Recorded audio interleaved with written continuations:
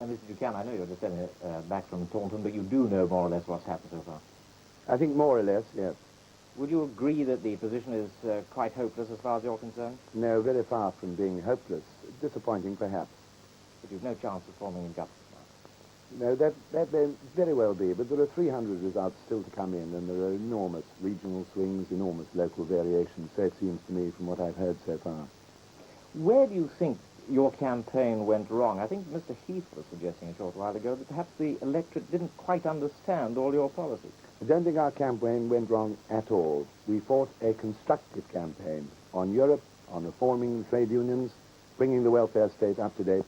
I wouldn't change any of that. We fought on the constructive issues, and tomorrow morning we shall begin our work, again designed to win the next general election.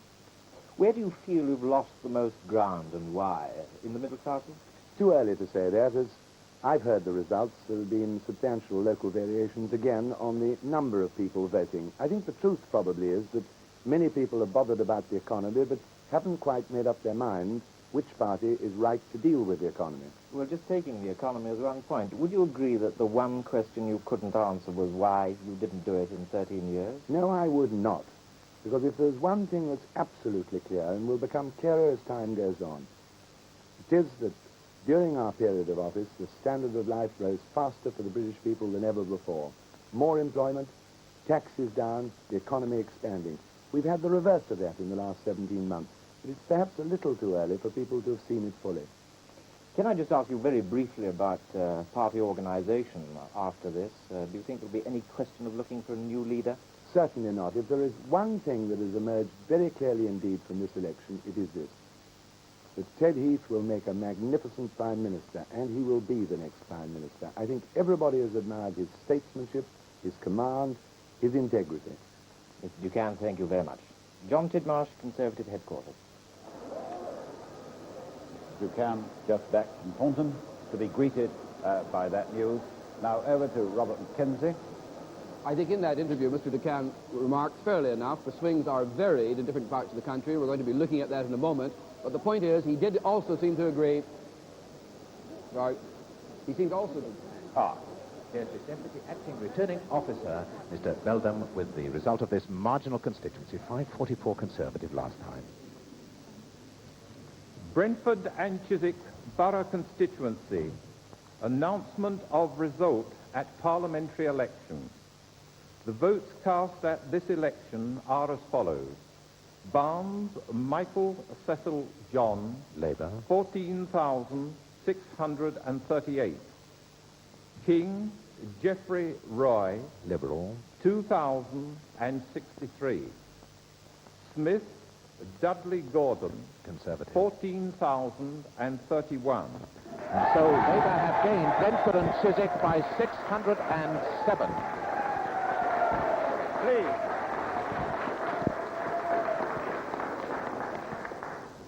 And Michael Cecil John Barnes is elected as the member for Brentford and Chiswick. That's the new member on the left now.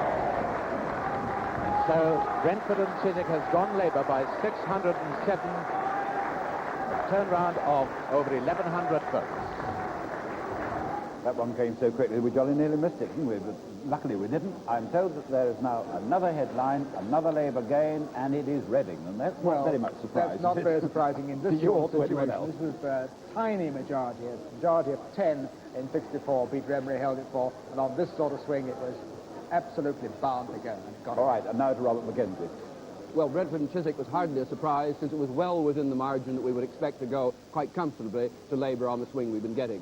Just one further sentence about the Cairns interview. It seemed to be that while he obviously was going to hold back till he'd seen regional variations, which are present, we'll be commenting on them in a moment, the fact is that he too conceded the result. There's not the slightest doubt now that both the leader of the party and the chairman of the party, who was in charge of the campaign, have conceded that the election is totally lost to the Conservatives now. Well, let's go across now to David Holmes at the Southeast desk. I think the Brentford and Chiswick result shows us one more thing than this, and that is that Mr. Douglas Smith lost this seat by a very small majority, 607. The full figures in front of me now, it's 607 majority, and I'm sorry, I'm on you. And the swing was extremely small. This has been a pattern not quite as extreme as this, but perhaps throughout the southeast. We've been hearing these reports of very large swings, north of the Trent, say, but down in the south here, particularly in the southeast, it has been a particularly small swing, 2.65 average, as against a national average of about 4. If you follow the Conservative leaders down, as I've been doing, they've been really very small. Mr. Heath, 2.1, we've heard about that. Mr. Hogg at St. Marylebone, 0.6% swing to Labour. Mr. MacLeod in Enfield West, 0.9% swing. There was a local issue there involving development, and Mr. Crossman came into it at some point. Mr. Brooke at Hampstead has almost the highest swing in the southeast, 4.3 to Labour. This is not very good for him, since he had I think he had the highest swing in the southeast to Labour, something like 10% last time. And Reading figures have come over on my screen. The Labour majority of 4,133. Mr. Emery, the Conservative MP, has lost that seat. And one other thing just to end up with is that we hear there is a recount at Kent Town, where there were 7 recounts in 64, and the slimmest majority in the whole country of 7. So down there, too, it looks as though things are very finely balanced indeed. We'll be up a long time waiting for Kent Town, I think. Yeah. We did last time. Just one or two more. Aberdeen South, Nottingham. Oh, Nottingham South. Nottingham South has gone to Labour. 316. Well, that's a fairly big swing in Nottingham South. It was one of the outer marginal ones for Labour to win. Also, Birmingham Perry Bar, Labour have won. That was one that Conservatives won again against the swing in 1964, and Portsmouth West. Portsmouth West, we've got the result now.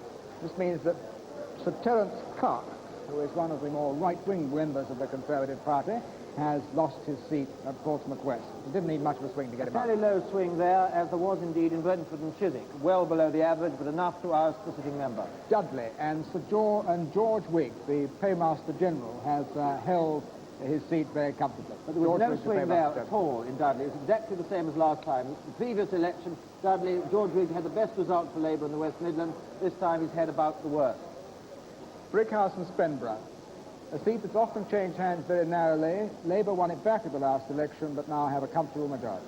4% swing there. A Labour gain of Lady Tweedsmuir.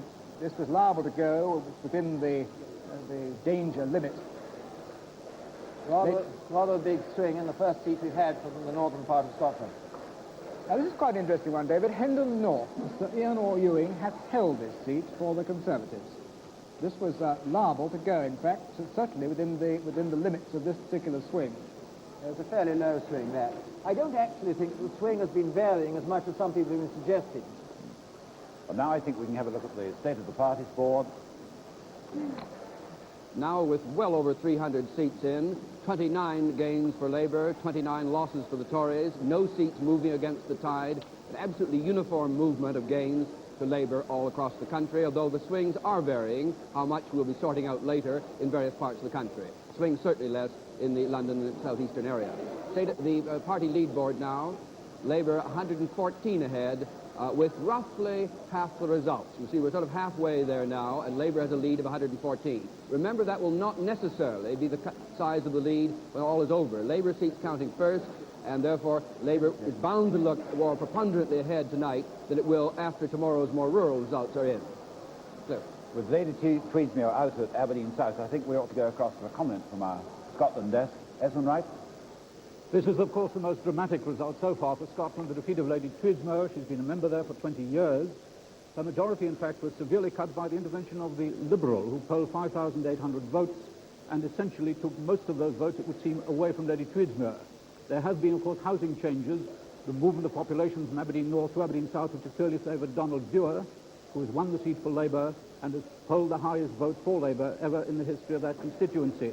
We have just heard that there are recounts taking place both in Pollock and in Ayr. And this suggests that the fight is really on for the Conservative Party in Scotland. In one or two cases, Kilmarnock, for instance, the Secretary of State comfortably back with a 14,000 majority, but in fact hardly any swing to Labour at all. The same thing holding, for instance, in Motherwell, the same thing holding in Hamilton, Tom Fraser's seat. But in the other cases, in Kelvin Grove, in Glasgow Central, in Glasgow Shettleston, in Edinburgh Central, it would seem that in general the Scottish pattern is running fairly constant with the UK pattern. That's to say about a 3.5% swing to Labour. The most striking result, other than the defeat of Lady Tweedsmuir, is of course the success of George Thompson, Minister of State for Foreign Affairs in Dundee East, who stepped up his majority last time, 4,600, to now around 5,700. But clearly, in general, Scotland is running according to pattern and is now affecting even Aberdeen. And now, back to Cliff.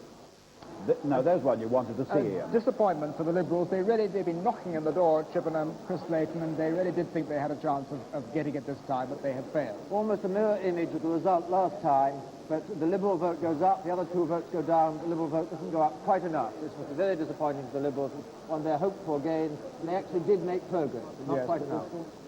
This is the third time they've got really within 1,500 votes. Now, Coventry South, this was, we've rushed this one through because it was a seat which Labour won off the Conservatives the last election. This is a replay. Mr. Hocking tried to win it back for the Conservatives, but he has failed. 3% swing to Labour there. By a substantial majority. Birmingham, Stitchford, and another minister back, Roy Jenkins. The Home Secretary keeps his seat with a greatly increased majority. Enormous swing there, 8.7. But Birmingham has really moved from being the lowest swing last time to being the highest swing this time. The turnout was up. Roy Jenkins, another of the big successes of the 17 months of this Labour government. Now, there's a sight behind me that we've seen before on election nights. We'll see it again, no doubt, on election nights. Trafalgar Square, and where's Alan Wicker? Quite an unruly night here in Trafalgar Square. We've had up to 20 people in the fountains. We've had a violet dye, bright violet dye, placed into the fountain. We've had very thick orange smoke bombs going off. The whole of the square has been covered with orange smoke. The police have been fairly indulgent about the crowds in the fountains. They let them get soaked, and when they come out, if they're fairly quiet, they let them go home their damp, wet way. Quite an unruly crowd, up to about 7,000 people here was the police estimate. Now it's thinning out, but as you can see, it's not getting any quieter. Alan Wicker, Trafalgar Square. Oh, rather, I must say I'd rather him than me down there. I'd much rather be here than in the middle of that Trafalgar Square thing. Now, let's go through some more results, I think, Ian. And London Woolwich East, Christopher Mayhew has held his safe Labour seat. Christopher Mayhew, who resigned from the government, you remember, over the aircraft carrier question just before the election. 3% swing there for Labour. Christopher Mayhew. Wembley South, Sir Ronald Russell has held this seat for the Conservatives, but with a reduced majority. 4.5% swing there, very much a marginal now. This is the Wembley Stadium constituency, among other things. Can I interrupt you for a prediction? The likely Labour majority. Is it coming up now? Time 042. The probable overall Labour majority now 119 seats. 119, that's not much of variance with your 120, whatever it was. Well, there's one important thing here. There is indication that the rural seats are not swinging nearly as much as the urban ones, and so the Conservatives may find some consolation in the results that come in tomorrow. There's one other thing. There's some limited indication in the computer's findings the Liberal vote is going more to Labour than it is to the Conservatives. With this in mind, let's go to the State of the Parties Board. Take a look at that with Robert McKenzie. There we are now with 331 results in. Labour has twice as many, more than twice as many seats as the Conservatives, has already made 30 gains to the Conservatives' 30 losses. The Conservatives unable to pick up anything at all against the swing of the tide. The party lead then at just about quarter to one. Labour lead over the Conservatives, 119 on the party lead situation. If we could look now at... Well, we've suddenly lost Robert McKenzie, but we found somebody else. Without his stick, I see a distinguished politician coming to join Robin Day. Mr. Hogg, why do you think the Conservative Party has been so decisively rejected, assuming this trend continues? I think, for one very simple reason. Wages have gone up faster than prices, and people haven't yet ascertained that they've borrowed the difference. Do you think that their failure to ascertain this is due to the inadequacy of the Tory campaign or the stupidity of the people? I don't know. I did my best myself. Do you think the Tory campaign was inadequate in any way? I can't criticize the national campaign. I only know I did my best myself. What do you think will be the effect on the Tory party now? Will there be a great rethink? Will there be a great deal of argument, post-morteming, or what? Not a very keen man on post-morteming. I think you've got to pick yourself up and dust your trousers. And what does that involve inside the Conservative Party, dusting trousers? Certain amount of the ordinary military virtues of defiance and defeat. Well, we hope that Mr. Wilson shows you magnanimity, which I think is the other phrase there, isn't it? Most unlikely that he will, from what I know of him. Now, you are how old now, Mr. Hogg? 58. And if there is no Tory government in until 1970, there's a long time for you to be in opposition still, isn't it? Long time to live in front of me, I hope, and God being willing. Do you regret giving up your peerage? No, I always intended to. And what part do you intend to play in the coming Parliament? Do you want a big role in opposition, or do you want to drop out of front bench politics? This depends on what others think, not what I think. I shall play as big a part as God allows me. And how big a part do you think God will allow you? You must ask him. Well, so far as I know, he's not on our list of people to be interviewed. No, you'd have to pay him too big a fee. Oh, I don't know. The BBC can afford it. Thank you very much, Mr. Hogg. Got no cameras there. I saw Robin Day and Quintin Hogg, but I saw Mr. Lubbock elected at Orpington. Yes, Eric Lubbock has held Orpington, and now I wanted to pick up because Labour has gained Rugby. On a very low swing, only 2%. And this is a seat where, in fact, there was a swing to the Conservatives against the national swing in 1964. Mr. Wise has fought hard, but he has now lost Rugby. London Norwood, another Labour gain. A new Conservative candidate here. Jackie Smythe stood down. Mr. Wilson is now comfortably beaten. One defeat for Mr. Wilson. 2.5% swing there. Not Harold Wilson. No. This is Douglas Wilson. John Fraser has now won it. Huddersfield West. This, remember, used to be a Liberal seat when Donald Wade held it, but Mr. Lomas, Kenneth Lomas, won it off the Liberals in a very narrow fight last time. He's now held it quite comfortably.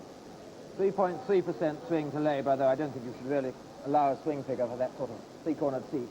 The Liberal vote collapsed there.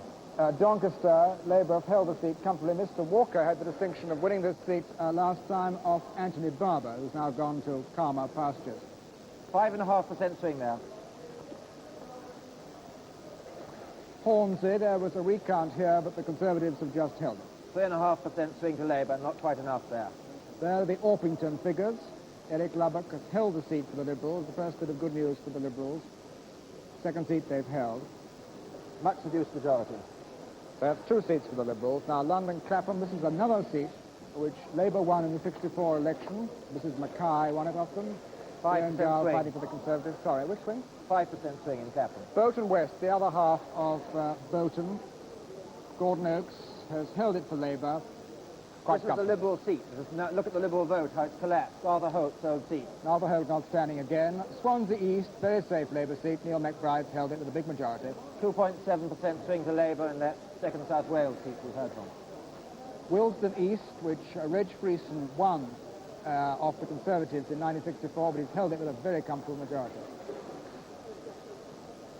Aberdeen in Wales, one of these rock-safe Labour seats in Wales, held very comfortably. A slight swing to Labour, to the Conservatives there, but the Conservatives still loses his deposit. I don't think we should worry too much about Aberdeen. Now, and here we interrupt for a Labour gain. Labour gain Conway. Conway, Labour majority, 581 after the recount. It cuts the Conservative position in Wales down even more. Conway, the Conservatives might have hoped to hold, I would have thought, on this swing. Peter Thomas is a considerable loss to the Conservatives, one of the most attractive younger, medium senior ministers in the last Conservative government. Well, he was a Minister of State, yes. And another here's Welsh Ebbie result. Vale, and Michael Foote has held what used to be Nye Bevan's seat, and with a big majority. London, Wandsworth Central, another seat which Labour won in 64. Dr. Kerr, and he's held it by a big majority. Big swing there. Now, Dorking, this is a safe Conservative seat for George Sinclair. 3.7 swing to Labour there. drop in the Liberal vote, about 3%, about the average of the drop in Liberal votes we've been having tonight. And another headline is about to flash in, another Labour gain, and they have gained Sheffield. Sheffield Heeley. Sheffield Heeley, Labour majority of 4,729. It's quite a big majority. That was always likely. It didn't need much of a swing for Labour to win Sheffield Heeley. So that's a very big swing. Sheffield used to have all safe seats, 2 safe Conservative, 4 or 5 safe Labour. Now it's got one marginal swing. It's the first seat in Sheffield to change hands since 1945. Sunderland South, which Labour gained in 64, Gordon Badger, he's greatly increased his majority. He's a railway inspector. Liverpool West Derby. This is another seat which Labour gained in 1964. It's always been a bit marginal. The Conservatives held it ever since 45, but Mr. Ogden has now held it comfortably for Labour. Dunfermline Boroughs, or Burrs, I'm not quite sure how to pronounce it. Adam Hunter has held this for Labour. Scottish desk will tell you in a minute, Ian. They'll tell me off if I'm wrong. Ilford North. Mr. Armonger holds the seat for the Conservatives, with a reduced majority. The other Ilford seat, of course, has gone Labour. Ilford Southend East, Sir Stephen McCadden just holds this with a majority of only 500. Could have gone, actually, on a 4% swing, so he hasn't done badly. London Woolwich West. William Hamling holds the seat for Labour. He won it in 64. He's made quite a mark as a backbencher with a very wry turn of humour. Conway, here is the Labour gain and the defeat of Peter Thomas, former junior minister. And here is the Labour gain at Sheffield Heeley. Mr. Hooley, a university registrar, is a new Conservative candidate. Sir Peter Roberts wasn't standing again. Portsmouth South, safe Conservative seat. A new Conservative MP this will be. Jocelyn Lucas wasn't standing again. Ralph Pink, company director. 3% swing to the Labour in Portsmouth South. Rather bigger swing than there was in Portsmouth West, but in Portsmouth West, the small swing was enough to lose Labour the seat. Glasgow and Kelvin Grove. This is another tiny majority in the middle of Glasgow. Labour, this is a seat which has changed hands 5 times since the war. Labour won it back in 64 and they've held it. Birkenhead, Edmund Dell, who inherited the seat the last election. Held it quite comfortably. 4% swing there. Worcester, Peter Walker, young Conservative frontbencher, took part in one of their party election broadcasts. He's held the seat, but I think with a reduced majority, comfortably reduced majority. 4% swing against Peter Walker in Worcester. Wrexham, it's been a Labour seat since well into the 1920s, except for one short period, and Idwill Jones has held it with an increased majority. Edinburgh Central. This has been Labour ever since the war, although it has sometimes been marginal, not now. Mr. Oswald holds it. Dagenham, John Parker, holds this Labour seat. They never had, this majority has never dropped below 20,000 since the war. It's a very safe one. Yeah, and they're not going to take mine at Reigate. That's great to see. There we are. Sir John Vaughan Morgan. Yes, come along. You'll take mine at Reigate. I went and voted there this morning. John Vaughan Morgan, former Minister of State of the Board of Trade. He's held the seat. Slumping the Liberal vote there. That's a great surprise to one and all, isn't it? Now take a look at the State of the Parties board. Well, there we are now. Labour was 243, needing only 260 tonight to be sure of forming a government, and that's just around the corner and going to land any time at all. The Conservatives have lost 34 and haven't made a single gain. They had hoped, one expects, of having won Orpington from the Liberals, but that didn't happen. Therefore, there's nothing notched up at all yet. The 2 Liberals are, of course, Orpington, Lubbock, and Jeremy Thorpe. And then looking over onto the party lead board, the position there, Labour now leads by 128 over the Conservatives with 362 results in. We're getting on now for perhaps 2/3 of the results in and 267 to come. Most of those will be, of course, tomorrow. Now let's go across and join Robin Day, because I see he's got Dennis Healy up there on the screen. Good morning, Mr. Healy. Good morning. How are you? Very well indeed. You seem to have done fairly well up there. Oh, yes, I think so. Why do you think the Labour Party has done so well? I think basically because people like a party with the guts to govern. And they've seen one the last 18 months. Do you think that a majority of around 120 or so is going to be more difficult to handle, bearing in mind that the left-wing element may be a little more restive, perhaps? No, I don't think so at all. First of all, I think that the members of Parliament who'll be coming in for the marginal Conservative seats which are winning are a very good lot indeed. They may disagree sometimes with the leadership, but they'll keep us on our toes. Do you expect to see a cabinet reconstruction? Oh, you must ask Mr. Wilson that question. I've Oh, no well, idea. he wouldn't give me the answer. Oh, well, I can't either, I'm afraid. Are you quite happy at the Ministry of Defence? I like it very much indeed, yes. What do you think is going to be the mood of the next Parliament, Mr. Healy? What do you think the atmosphere is with this small... How will it change the last one from the last one? Well, first of all, of course, there'll be very much less strain on the individual MPs. Secondly, obviously, with a very small majority of 3 or 4, it was unlikely the Parliament would last for 5 years, and people inevitably were a little bit looking over their shoulder in case they were forced to have an election. I think now, with a secure 4 or 5 years ahead of us, we can plan very carefully and coherently a long-term programme, and I think that's what we shall do. Briefly, Mr. Healy, do you think the Labour Party has had a fair deal in this election from A, the press, and B, from the television? Well, of course, I haven't seen the television myself at all. I've been campaigning every night. So far as the press is concerned, I think the best thing to say is as fair as usual. Not as fair as I'd like, but not too bad. Pity you weren't able to see the television. Thank Yes, you. Thank you for appearing. Good night. Goodbye. Dennis Healy talking to Robin Day, and now we've got some more results, I think, Ian. Let's take Belfast West, where the Ulster Unionists have been beaten by a Republican Labour candidate. Among other things, he's opposed the partition of Ireland, Mr. G. Pitt. In the last 10 years, Northern Ireland has only had unionist MPs. Now there's a non-unionist coming. London Streatham, Duncan Sands holds this seat. There was a Liberal in 64, withdrew this time. Duncan Sands' majority is cut quite substantially. 5% swing against Duncan Sands there. London Poplar, Ian Mercado, member of the National Executive, Somnant left winger. He holds the seat, of course, very comfortably. Big swing there. Huge majority. Widnes, James McCall, who is the Parliamentary Secretary of the Ministry of Housing and Local Government, holds what's a fairly safe Labour seat. 4% swing there. But it's a good majority this time. Sutton Coldfield, Geoffrey Lloyd, former very experienced Conservative minister, holds the seat with not much change in the majority. Sheffield Park and Fred Mulley, the Minister of Aviation, is back. 6% swing there in Sheffield. Sheffield's had high swing. Merthyr Tydfil, this is a pretty safe Labour country. S.A. Davis, who is getting on for 80, holds the seat. Deputy Father of the House, I think. Yes, now. Gateshead West, Mr. Randall holds this seat very comfortably. It's always been a safe Labour seat.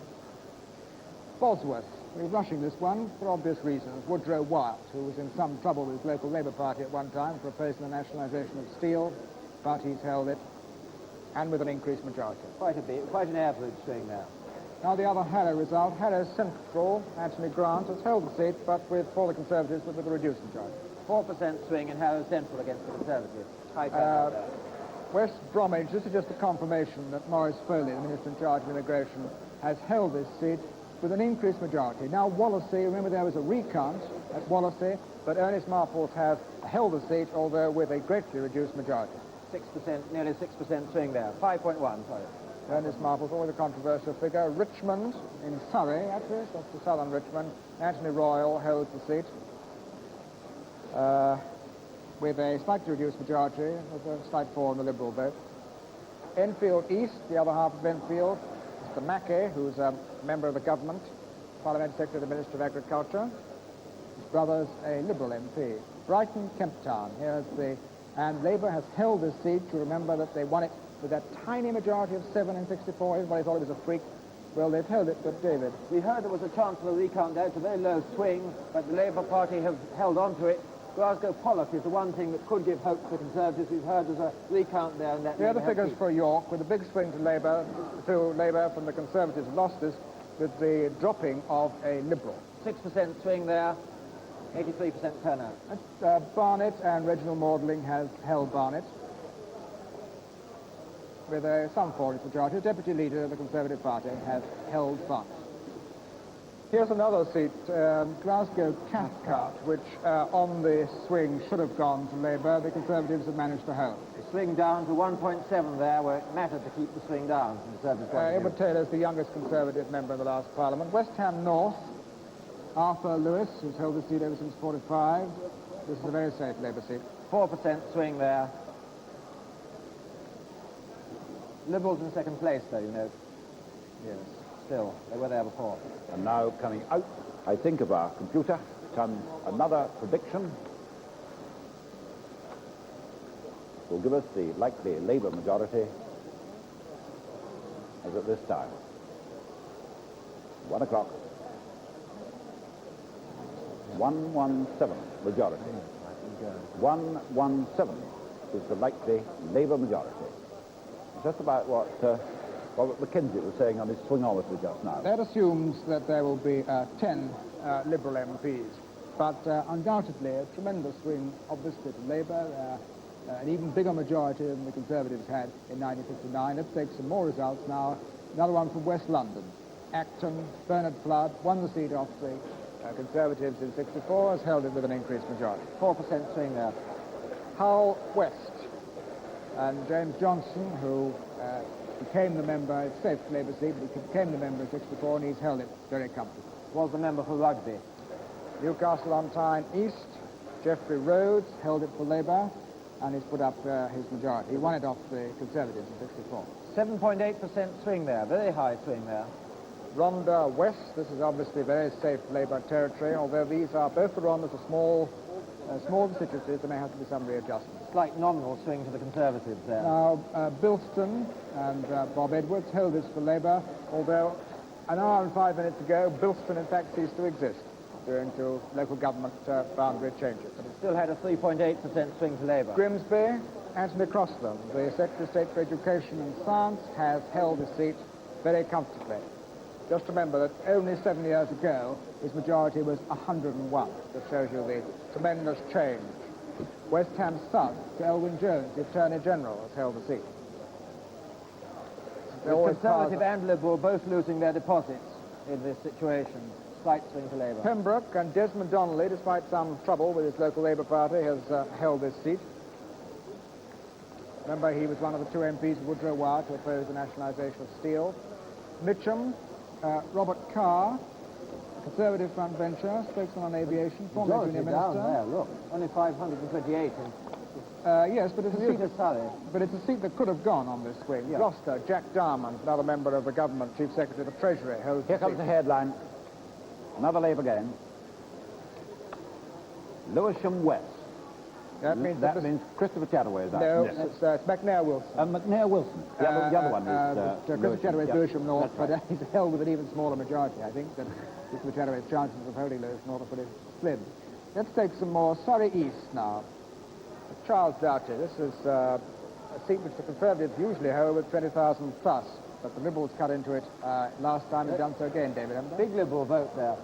Dundee East, this is what they were talking about just now. George Thompson has held Dundee East with a big majority. But only 1.5% swing to Labour there. Lewisham West, and here is the result. Mr. Dickens has ousted Mr. McNair Wilson. There was a Liberal here in 64. He withdrew, and this may have had some effect on it. Mr. Dickens is a management consultant. Walsall South, Henry David Goldsmith holds the seat for the Conservatives, but with a reduced majority. Big swing to Labour there, as over most of the West Midlands.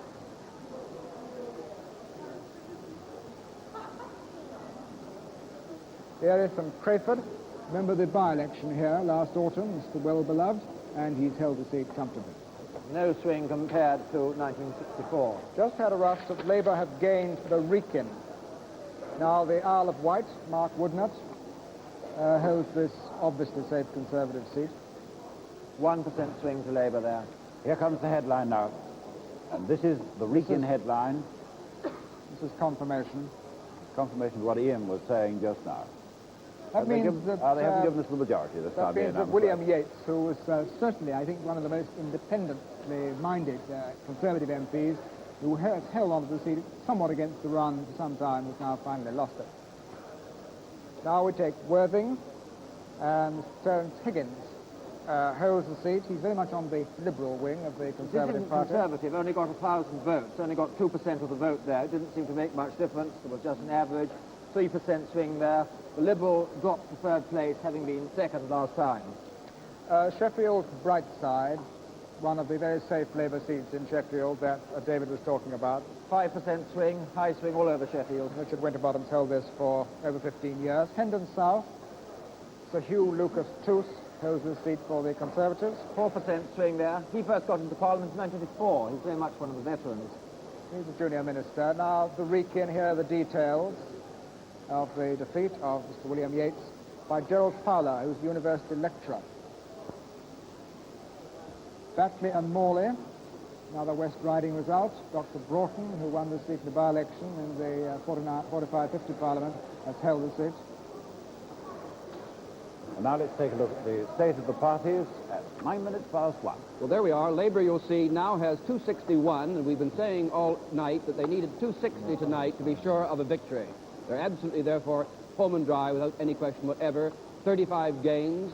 The Conservatives have 36 losses, you'll note, one being the loss to the Republican Labour Party in Northern Ireland, which is the figure at the bottom where we've got others gain 1.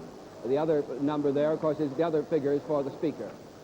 Could we look now at the party lead position, where Labour now has a lead of 137, very nearly twice what they had to have in the way of a lead tonight to be sure of a victory. There's something like 75 more results to come tonight. The rest will be counted tomorrow. And two people that are home and dry, I see, have just come into our studio in Birmingham. Mr. Frank Cousins, who's of course a minister. Sir Edward Boyle is with him, I think, in there, who's a former minister. Robin Day. Sir Edward Boyle, why do you think you did so badly in Birmingham Handforth? I don't think I did so terribly badly. In the Conservative areas, we had an extremely high poll of our own Conservative supporters, with which I was extremely pleased. What I did notice was that the Labour poll was up very much in some of the areas that never have been so good for me. I would say the principal reason was a very simple one. I can remember last summer a friend of mine, who's a Fabian, saying to me he thought he'd vote for Mr. Heath. And then as the summer wore on, he wrote to me again about something else and said no, he realised his allegiance was Labour after all. Now, I think that Quintin Hogg got it exactly right some time ago when he was speaking over the television. I happened to see him. A great many wage earners, in a year in which earnings have gone up faster than prices, do feel identified with the Labour Party, do feel Labour is where they belong. And I wasn't therefore surprised to find that in some of my Labour areas where we've done pretty well in earlier elections, we did less well this time. But it's my own belief that during the course of this Parliament, those who really want to make a constructive contribution to this country and those who really wish to be the creative workers and so on, they are going to find that the Conservative Party is much more their proper home than the Labour Party. Mr. Cousins, could I have a look at Mr. Cousins? Can you hear me all right? I can hear you all right, yes. Mr. Cousins, what do you think about this result? I think it's a very satisfactory one. My feeling is that the people in the country have made a clear decision that they were interested in policies. They were not interested in a lot of the silly nonsense that was talked. They wanted to get down to the realities the Labour Party were presenting. They were satisfied with the view that we had a government that could govern. They voted decisively in that direction. Mr. Cousins, in your campaign, did you declare your support for the government's incomes policy, including the so-called early warning bill? Not only did I declare my support for the government's approach to the question of incomes policy, but I've been doing this for some months, but apparently some of the Conservative newspapers don't have noticed it, don't appear to have noticed it. I've been talking quite clearly that the man in Cabinet, of course, is in fact a supporter of a Cabinet decision. And you may have noticed that we have been putting a great deal of emphasis, which again hasn't received much reporting in the press, on the idea that productivity is important as well as the straight question of wages policy. I thought you might like an opportunity to make yourself clear on the television on that point, in case you, in view of the fact you don't think you've been properly reported before. This is true, Robin, that it's quite an opportunity to be able to say something that can't be, as it were, not reported, when I've been saying this at a number of meetings that appear not to have reached the press at all. Perhaps we can have another talk about it on some other occasion on television. Sir Edward, Yes. do you think there was anything wrong with the Tory campaign under Mr. Heath? I thought that Mr. Heath made the finest speech in the Birmingham Town Hall that I've ever heard a Tory leader make in Birmingham during an election campaign. Personally, I have nothing but praise for the way Mr. Heath has conducted this campaign. I don't think there was anything, looking back on it, anything to blame ourselves for about this. And I'm quite sure that the value and the point of Mr. Heath's campaign is going to be felt more and more as time goes on. Very briefly, Sir Edward, do you think there is now going to be an eruption in the Tory party of a movement towards powerlism against the other kind of Toryism, which you are a strong proponent of? Well, Robin, I don't know quite what you mean by that, because there are many subjects I can think of in which Enoch Powell and I would hold very similar views. For example, on education, when he was chairman of the party education committee and I was minister, if you look at the debates, for example, that took place, we held very similar views on that. I think you know what I'm getting Well, at. if you mean on the subject of economic planning and incomes policy and Yes, so on, for instance.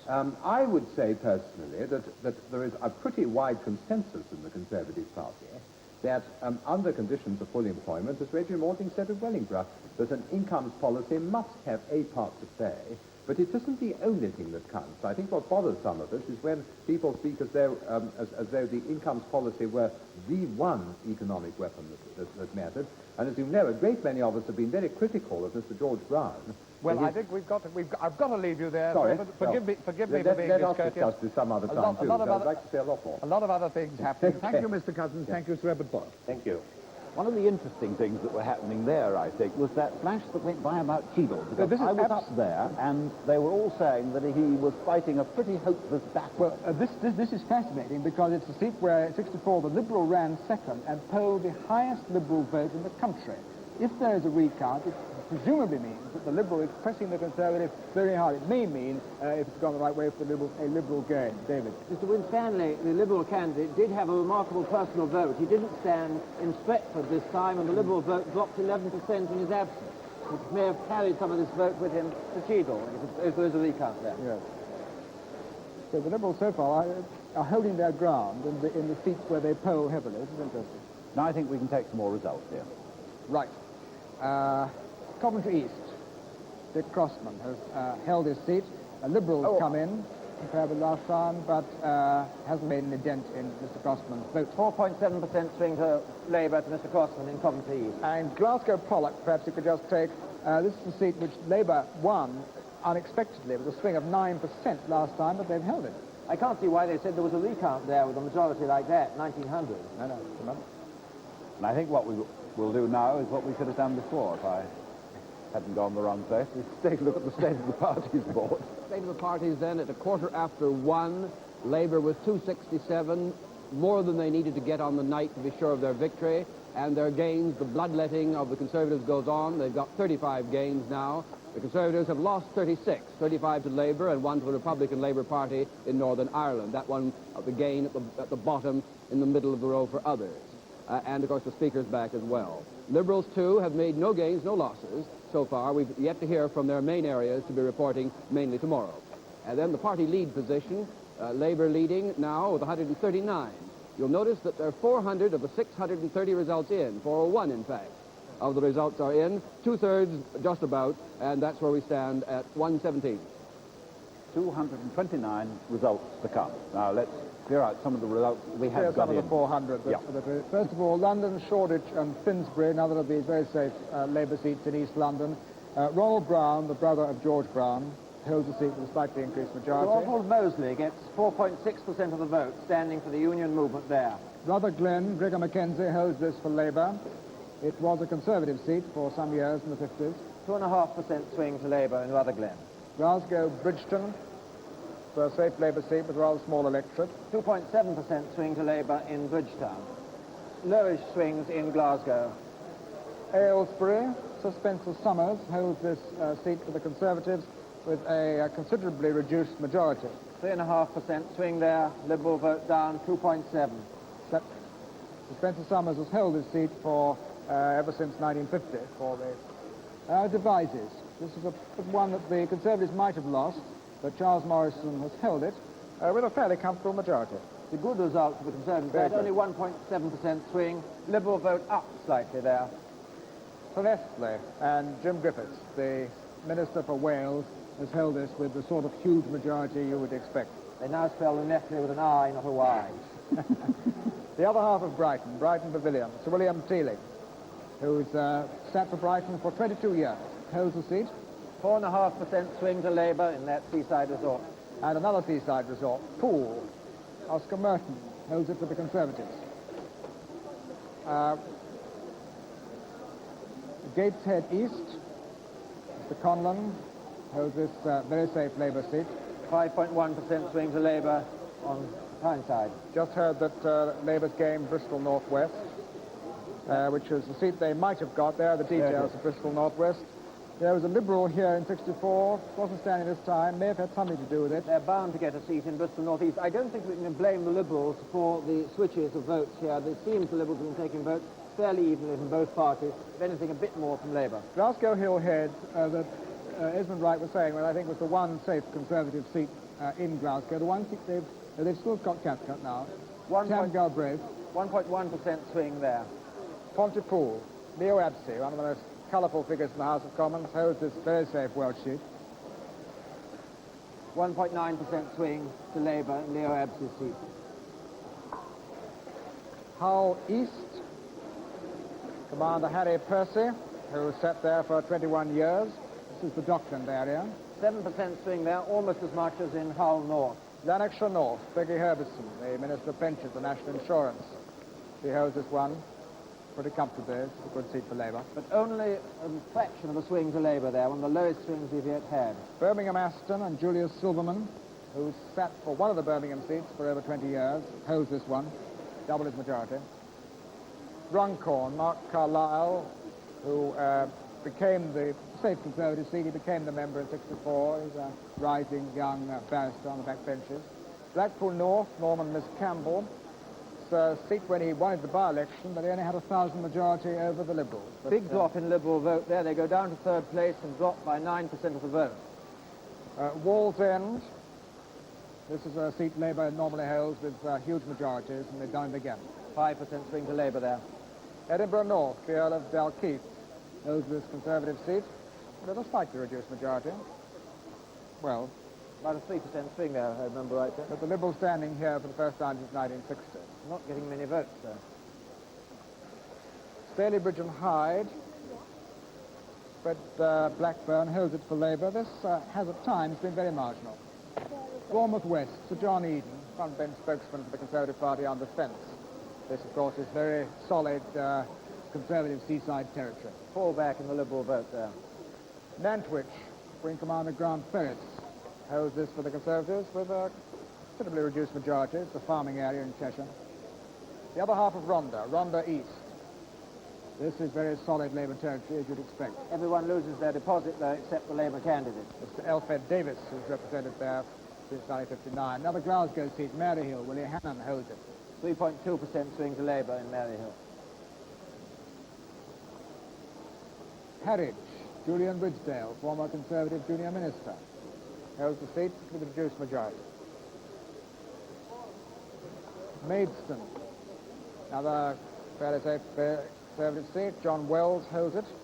Straight fight this time. He had a Liberal against him last time. 2.7% swing to Labour. Headline, which is coming up, another Labour gain, and that is Lewisham North. This really is. That is Chris Chataway, but he was virtually bound, the sort of swing that to Labour tonight, Chris Chataway was bound to lose that seat. He only had a majority of about 300 at the last election. There we are. Now, that's your results again. There's the figures. There's the full result for Lewisham North. Mr. Moyle, who's an industrial relations officer, beats Chris Chataway. An average sort of swing there. Chris Chataway will obviously be a loss. London, Stoke Newington and Hackney North. Other of these East London seats, which are also safe for Labour, David Weitzman holds it. 5% swing there in Stoke Newington. Dumfriesshire, Hector Munro holds the seat for the Conservatives. Not much change in the majority. Defeating the former Labour MP for Bristol North West, which has just been won back by the Labour Party. Yeah. Glasgow, Shettleston, Samara Gorpin. This is solid Labour territory. He holds that all right. 3.7% swing there. But in fact, the Scottish swing has been way down. The Scottish swing has so far been running at about 1.6% compared to something over 3% in almost all other regions of the country.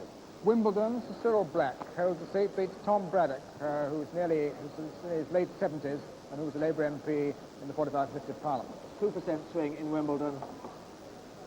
One of the things we haven't looked at so far, and Bob McKenzie, I see, is there now, is the share of the vote. Can we look at it now, Bob? Yep. Well, now, this is the position in the 400 seats, 411 seats insofar. This is how the vote was shared at the general election in those 400-odd seats. And this is how it's shared so far in this election. Now, the point to note is this, that Labour's share in these seats last time was about 46%, now nicely over 50%. Labour's share, Conservative share, is gone down, not dramatically, but from 42.6 to 41.3. The Liberals are down in their share of the vote in these seats from just over 10 to just about 7 here.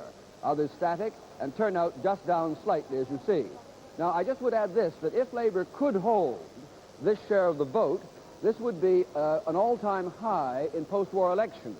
But remember, we are counting preponderantly in urban constituencies tonight, and it is unlikely that Labour will be able to hold that share when we get the more rural figures in tomorrow, and they will therefore slip under the 50, perhaps to something like the Conservative share in 1959, which was 49% of the vote. But that's the position in sharing the vote so far.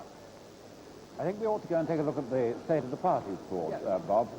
There we've got it then, with 413 results in, Labour with 278, and 37 gains now against the 38 losses for the Tories. They lost one in addition to the Labour losses to Republican Labour in Northern Ireland. And the party lead position, very briefly, Labour's lead over the Conservatives now 147. It's unlikely to hold it as high as that figure, according to our swing rate, later on tonight or tomorrow. It's very doubtful if it'll be, Labour's lead will be any more than about 120, between 120 and 130 by the time tomorrow's results are in. Cliff. I see one of the distinguished losses in the Conservative Party is now waiting to talk with Robin Day, Humphrey Barclay. Good morning, Humphrey. Good morning, Robin. Do you feel very disappointed? Naturally, I'm disappointed, but I accept the result. Do you think that it was, to a large extent, due to your having championed the bill to legalize consenting acts between homosexual adults in private? Well, it's difficult for me to say, because I've come to the studio straight from my constituency. I'm not totally clear what the percentage result was against me, as opposed to other seats in Lancashire, but I would doubt it rather. Well, as I have it, there was a 6.1% swing against you, and the average swing was a good deal less so far. No, well, as I have it, there was a 6.1% swing against me, but there was a 6% swing, I think, in Salford. I frankly think the people of Lancashire are far too sensible to be bothered about my fellow members' bill. Are you going to fight there again, or are you going to look for another seat? That is for them to say. But what would be your view? If they asked you to fight again, would you do it?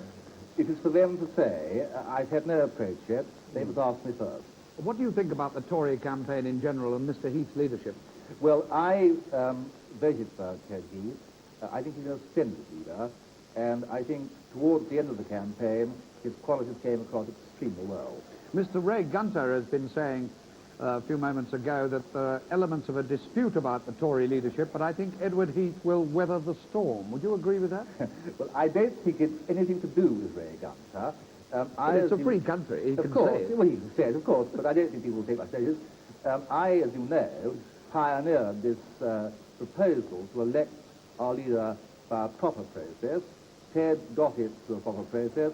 He has my full confidence, and I'm sure the confidence of all our party workers. Do you think that now there will be a big rethink and perhaps an argument within the Tory party between people on the left of it, like yourself, and people centering around Mr. Enoch Powell's views, perhaps? I think not. Why do you have such confidence? Because I don't believe that this is a genuine argument at all. You don't think that people will feel that had the Conservative Party presented more of a violently different alternative that might have been more successful? No, I have always taken the view that elections are about getting the central vote, the vote up the centre. And the Tory party has got to remain a central party with very strong liberal instincts. Mr. Barclay, do you think that, do you regret... You've become very formal all of a sudden. Sorry, I saw you. I saw you to begin with, and as I know you, I called you by your Christian name. I've got Mr. Barclay at the top of the page. Do you regret having taken a very liberal and independent line in the House of Commons? I mean, wouldn't it have helped you keep your seat if you hadn't? Politics is not buying votes. Politics is doing what you believe in. I have no regrets about any action I've taken in the last 6.5 years, and I'm very proud to have had that period, which I've enjoyed marvellously as a member for Lancaster. Humphrey, thank you very much indeed. And now let's take some results, Ian. Ayr is in, I see. This is a seat which on the swing, the Conservatives might have lost, but George Younger has held it. George Younger was the man who gave way to Sir Alec Douglas-Hume, Kinross and West Berkshire by-election in 1953. Ealing North. Swing of only 1.6 in air. Ealing North, which Mr. Malloy won off Mr. Barter at 1964. They played a replay, and Mr. Malloy's won again. 2.5% swing there. Roxburgh, Selkirk and Peebles, and Mr. Steele holds the seat for the Liberals with a reduced majority, but nonetheless he holds it, David Steele. Very important, I think. Here the Liberals have held on to every one of the seats at stake. They've done rather well in Chippenham, though they didn't win the seat. They are holding on where it matters. And there's this big question mark over Cheadle. They may have won Cheadle, the Liberals. David Steele, at the moment, I think, I haven't checked on all the new MPs, is probably still the youngest member of the new House of Commons. Now, I think I'm right in saying that Harold Webb's parents, in fact, live in Lancaster. So perhaps he's got a much more reasonable comment on what Humphrey Barclay was saying, who lost Lancaster. Well, Humphrey Barclay said, I think, that he didn't really know what had contributed to his loss at Lancaster. But my impression when I was there 2 or 3 weeks ago was quite clear that, in fact, it was his action over this bill to legalise consenting parties in homosexuality, and that it was this, rather than his views on Rhodesia, which had contributed to this. Now, if you look at the figures, he had, there was a swing in Lancaster of 6.3%. The swing for the Northwest generally is something less than 4%, something like 3.5%. So there must have been some local explanation for this difference, and I'm sure it was this, rather than his views on Rhodesia. I wonder if I can underline that, because I too went up to Lancaster, Harold, and it was one of the great talking points when I was at Lancaster, at any rate. Now, I think we've got some... let's take a look at the state of the parties at 1:31.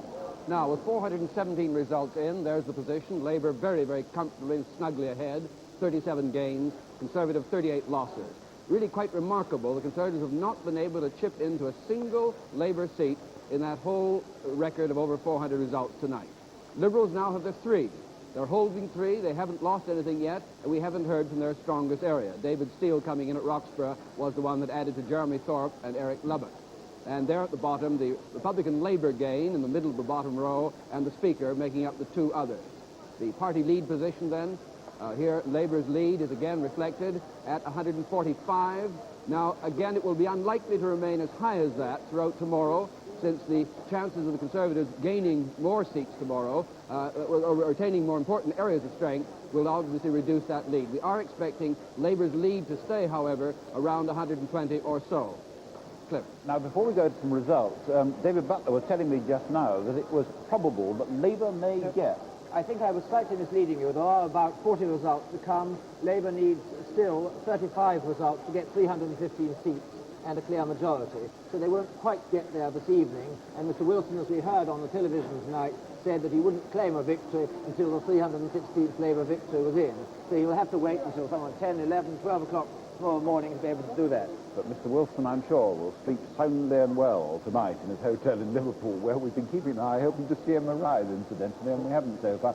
But now, some more results. Bristol South East, Anthony Wedgwood Benn, the Postmaster General, holds his seat with an increased majority, safe Labour seat.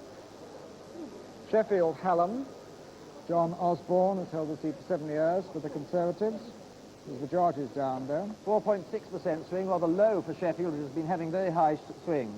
Blackpool South, Peter Blaker, who became the MP for this constituency in '64. He's made quite a mark on the backbenches in the 17 months he's been in the swing, House. a Blackpool seat becoming marginal. London, Hackney Central, and Herbert Butler, who sat for Hackney for 21 years, is sitting on a very comfortable majority there. 4.5% swing. Coatbridge and Airdrie, Mr. Dempsey, who has been taking some rather strong views about, if I remember right, the ladies on advertisements. I'll remember. 2% swing to Labour in Coatbridge and Airdrie. Newbury. Piece of information.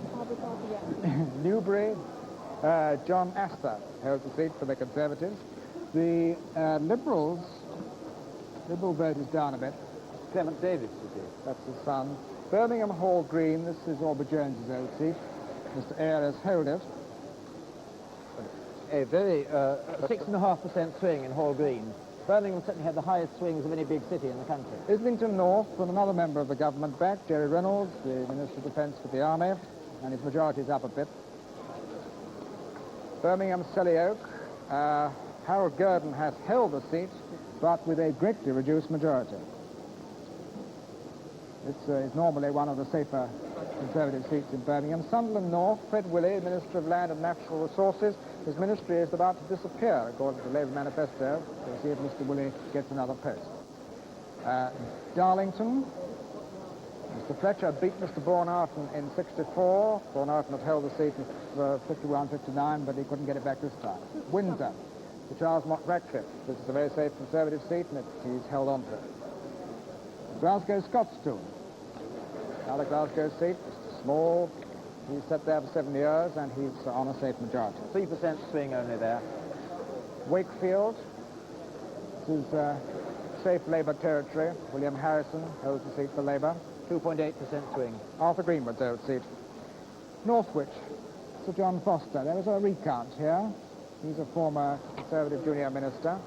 He originally got in by 15 votes back in 45 in Northwich. Sir John Foster, the former Conservative minister, rather a brilliant barrister, but he had 3 years Minister of Commerce, and he resigned from being a junior minister. Quite often happens. Now Edmonton, Austin Albiol, another member of the government, holds the seat, Minister of State at the Department of Economic Affairs, Mr. George Brown. Clitheroe, Sir Frank Pearson, who was PPS to Sir Alec Douglas Hume during his days as Prime Minister. The Conservative majority is down. Leicester North East, Tom Bradley. This is a fairly safe Labour seat. 5% swing to Labour in Leicester North East. And London Dulwich, this is one of the Silkins, Samuel Silkin. Brother John is also a member, holds this for Labour. 3.7% swing.